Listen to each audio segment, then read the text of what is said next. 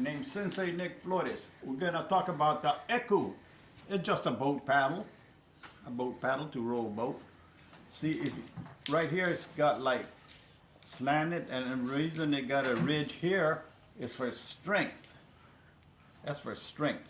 Maybe you can see the ridge or not, I don't know. Okay, over here the other side is flat. That is so, of course, you can row this way. You couldn't row too very well this way, or you couldn't row it all this way.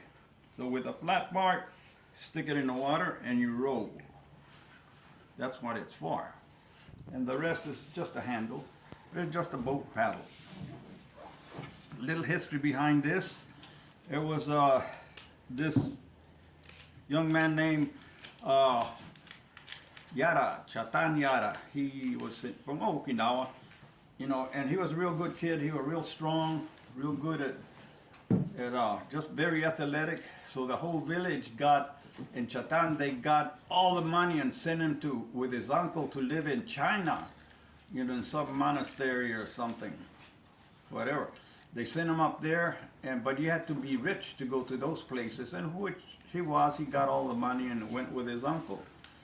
So then one day his uncle died and the money ran out. So what happened, he had to come back to Okinawa.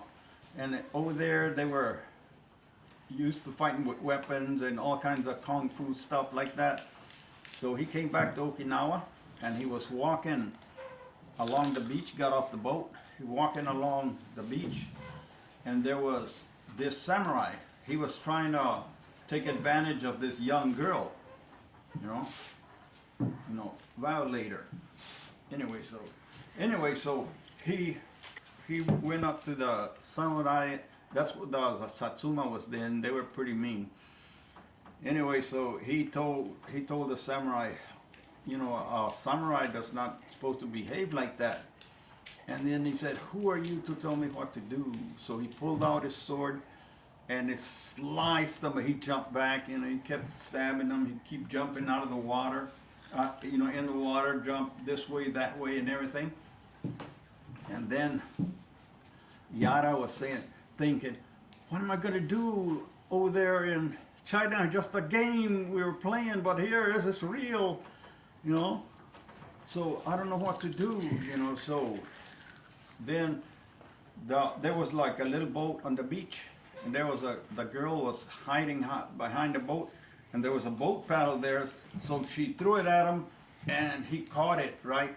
And then he says, well, that's the only weapon I got. So he started using it just like, so like to row a boat like this, you go like this, you pull it out of the water, slice it out, and you hit down this way, and you punch or to the throat.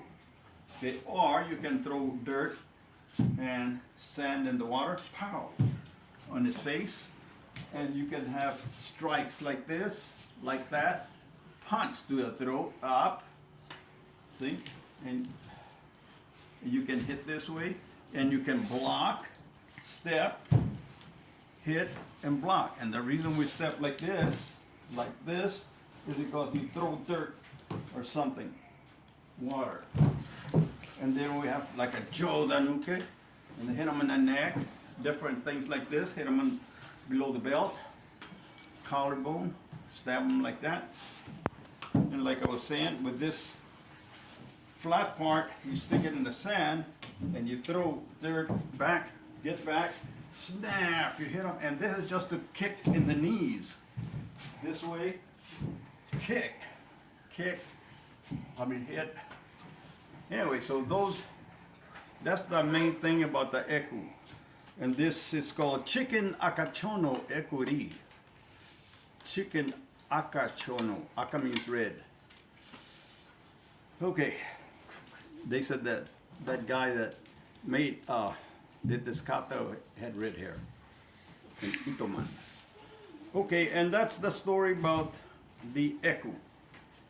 This is for straight, and also it's like that. So you go like this, you go like that, you get skinny. This way you're real wide, this way you're skinny, you're thinner, and you put it like that. So rocks, bricks, or whatever, they have a good chance to glance off that way. Okay, thank you very much.